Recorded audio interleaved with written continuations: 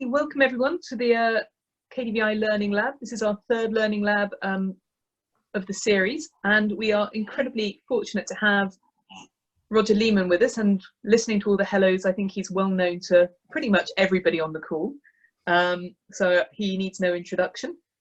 Roger is going to be looking at the subject of fault lines and rackets, which I think is so topical at the moment. And in fact, I think he's going to point out that it's even become a media topic in the last couple of days. So I'm really looking forward to hearing what he has to say, and also what we collectively can bring to the discussion as well. Just in terms of a couple of admin points, if you are not speaking, please mute your microphones. We will be recording this session, so please bear that in mind, although the breakout rooms will not be recorded, and that you'll be going into breakout rooms twice in this session. And when you come out of your breakout rooms, we're going to ask that each breakout room just puts into the chat box the outcomes that they have found during their discussions, so that we can keep a record of that, as well as having a discussion within the wider group as we go through. And I think that's all I really need to say. And I'm going to hand over to Roger to start us off on fault lines. Thanks, Roger. Looking forward to it. Super. Thank you, Claire.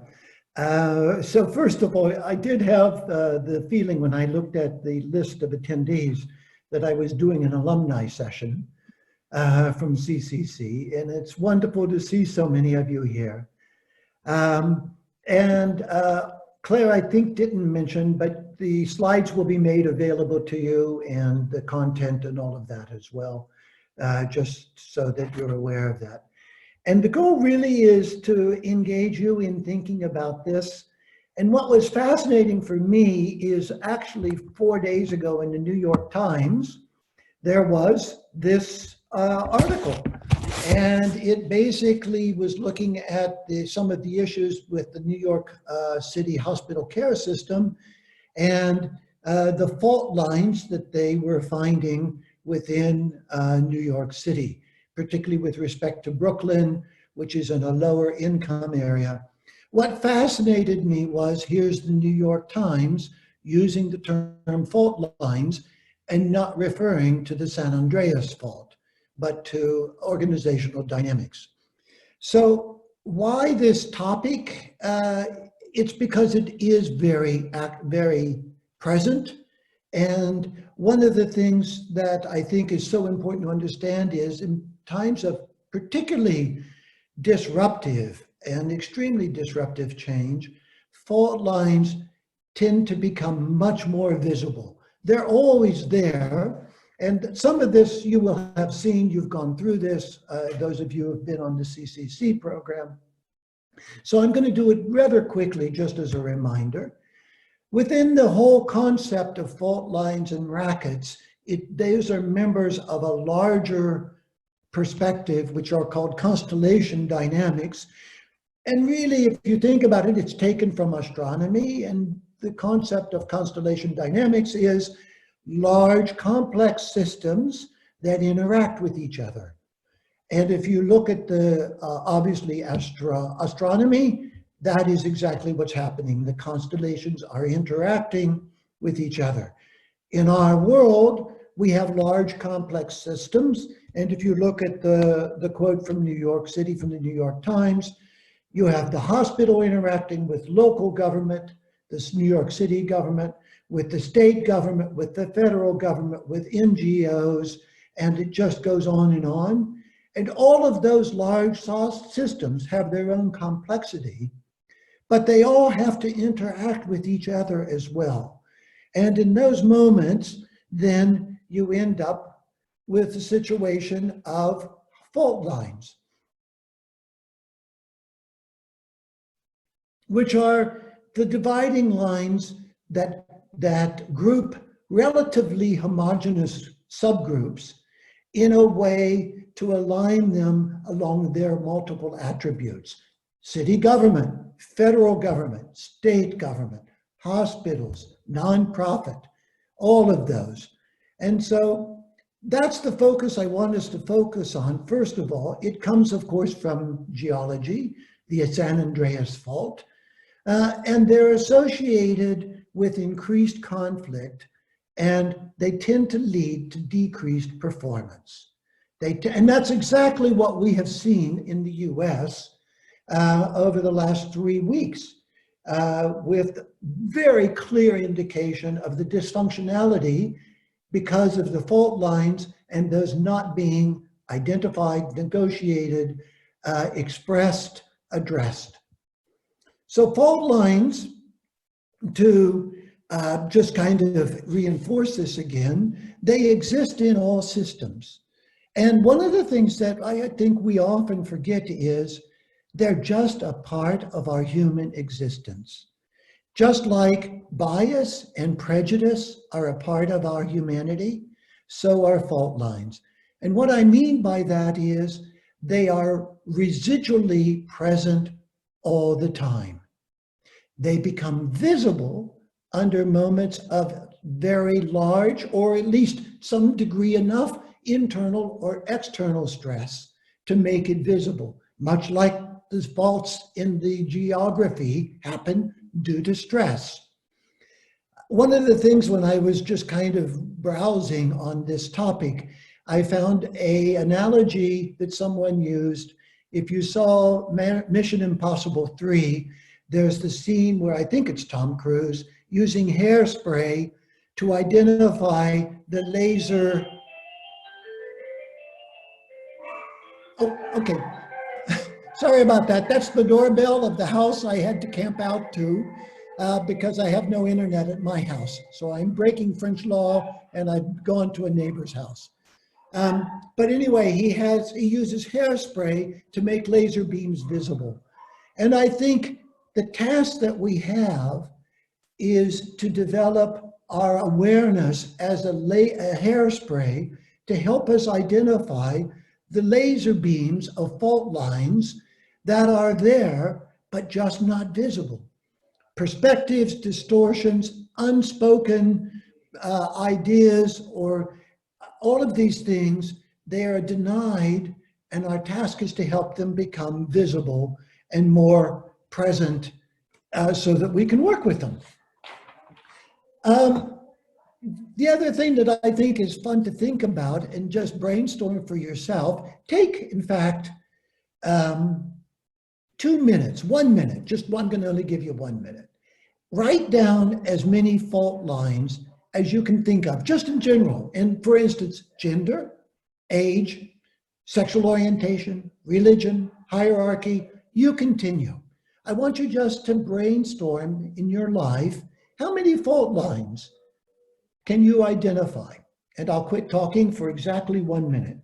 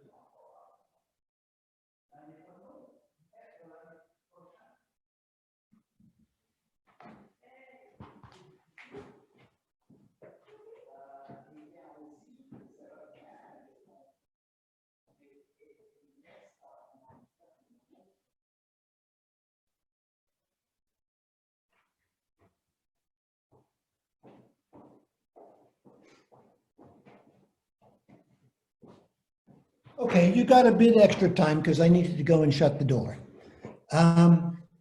When you look at your list, I suspect that that most of us look at that, and some of those seem pretty clear to us, but others of them, unless we consciously make an effort to think about them, they're just not in our everyday repertoire and our thinking.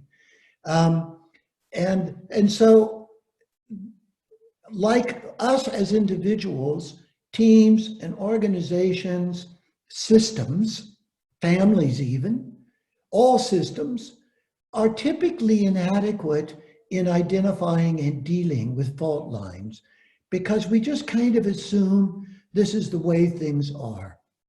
And without stepping back and really asking ourselves what's going on here, we kind of go in automatic pilot and just assume that this is the way the world is.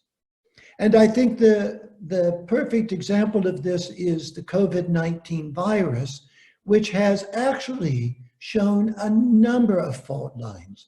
If you look at just, it's calmed down now, but a few weeks ago, enormous amount of press about the dysfunctionality in the European Union because each country was reverting back from European Union and going very much into their own system, their own structure, their own way of proceeding without any cooperation within the EU.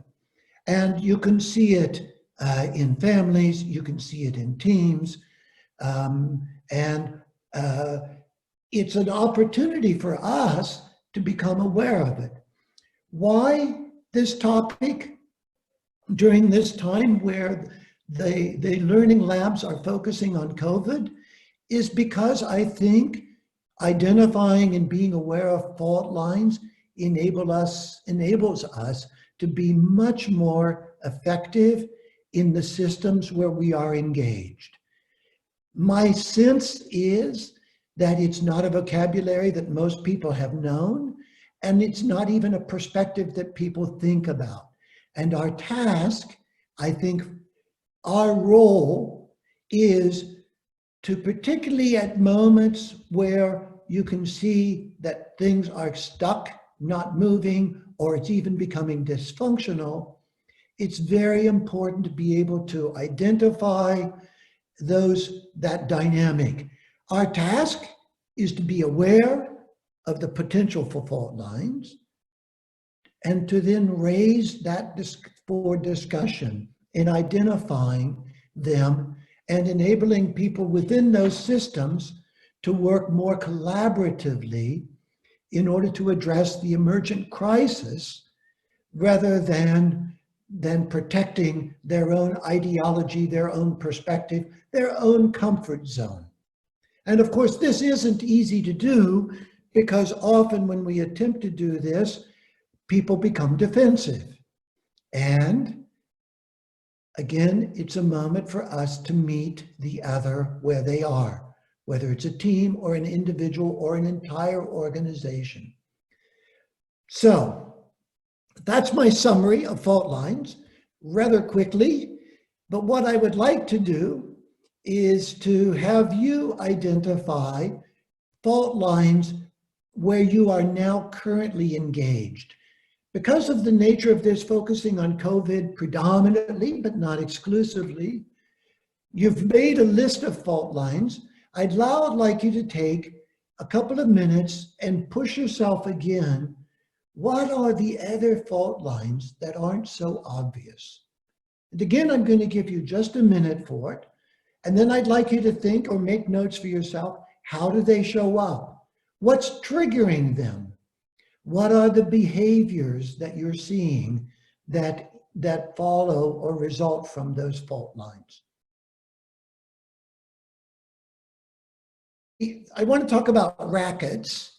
Rackets fit with fault lines because rackets are what when we are in a fault line and mobilized by that fault line, we begin identifying reasons to differentiate ourselves from the other. The concept of rackets, I just think it's fun, goes back to Prohibition in the United States, when in the 1930s, you were not allowed to buy or drink or consume alcohol.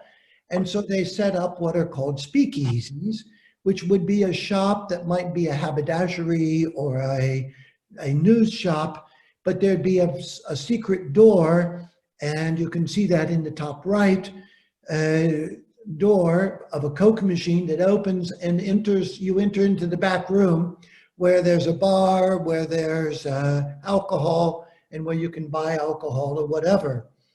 And the whole point of a racket is that it's a story that covers up what's really going on. And this got adapted into the concept of constellations and fault lines in terms of the rackets, because we all develop, much like fault lines and biases and prejudice, we develop rackets out of awareness that help us justify our fault lines. And the kind of classic example of this is kind of like finance is always this way. Or, you know, the people in sales don't care about XYZ. They tend to be these sweeping generalizations about the other that in some way reinforce our fault lines and help us maintain this sense of distance.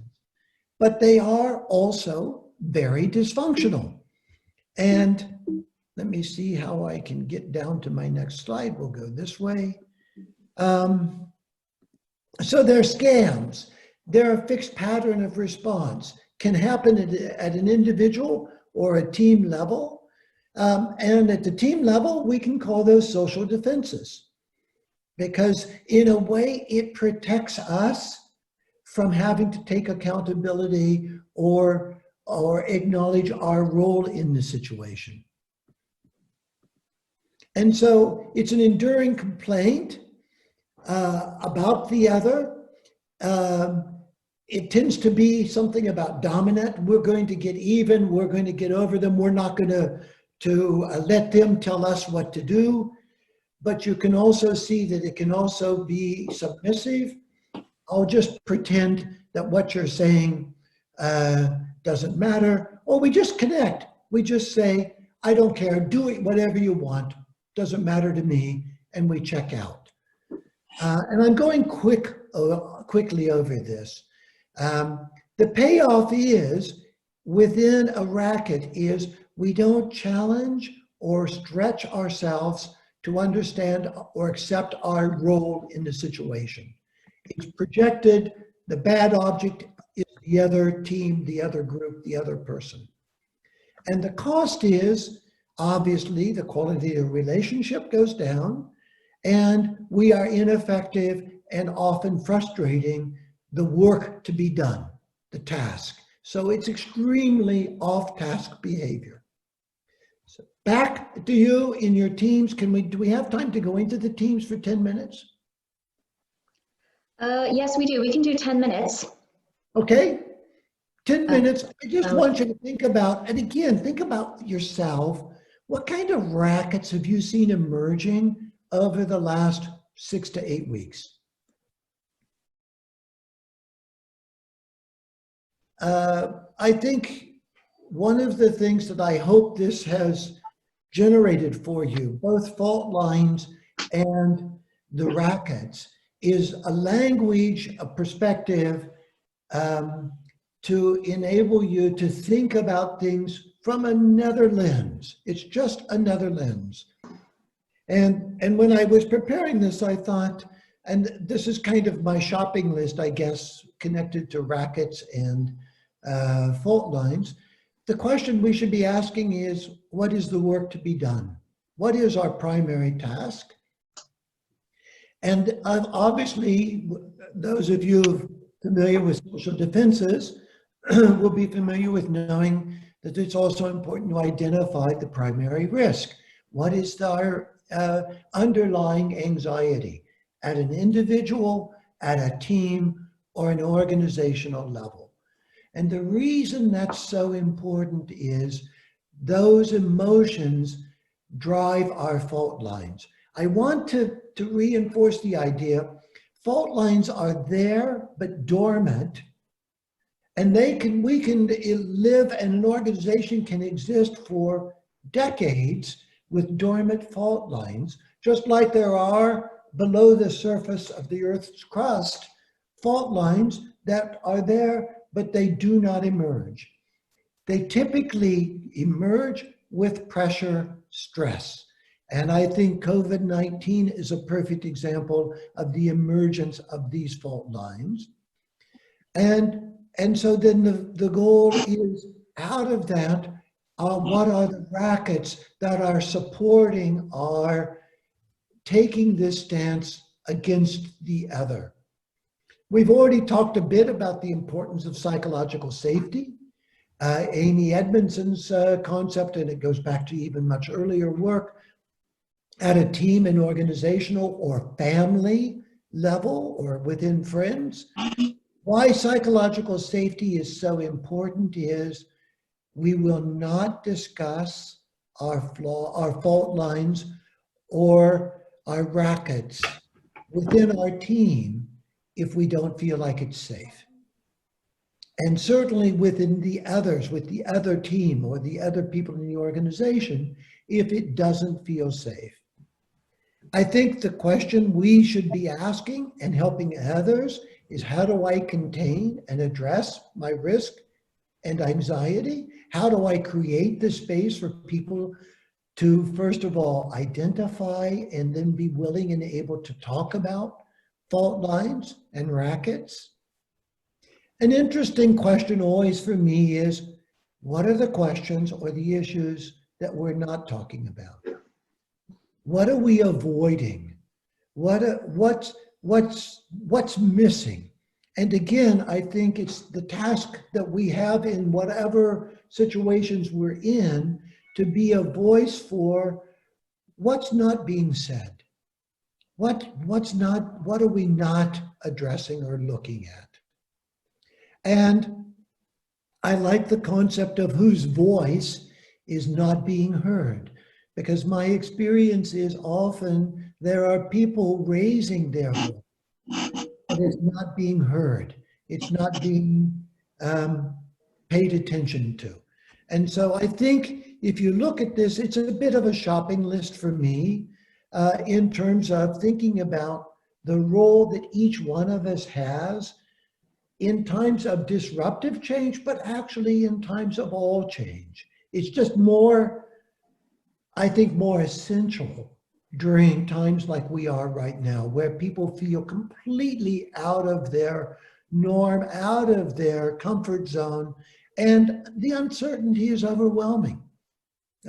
Nobody knows what we're going to return to, other than I think most of us no longer are saying, I can't wait till we go back to normal. So I think normal isn't going to be there. Hopefully reinventing the present will be more. And our task is to do that. I want to just wrap up. I don't have as a slide. When I was working on this, I thought, wow, there's so many concepts from a system psychodynamic perspective that are relevant here. And I'm just going to list them, and then I will make sure that they get included as a slide. Self as instrument, essential. Fair process in organizations, in families, within our friends. Obviously, social defenses, essentially, and personal defenses as well, because rackets and fault lines, expressions of them, are defensive behaviors. They're there as a way of, in one way or another, protecting ourselves. I've mentioned psychological safety. To get to all of these, we've got to maintain reflective space. We have to get off the dance floor and up to the balcony. There's no way around it. And we have to help others and encourage others to go to the balcony with us. Questioning, I think the temptation often in situations like this is to want to come up with a quick answer. Our task is to avoid the quick answers or respond to quick answers with what else? What have we missing? So questions, I think, are essential. And we've already talked about negative capability. And that's just 7 or 8 ideas that came to my mind when I was preparing this.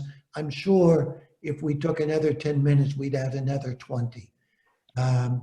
But our time is up.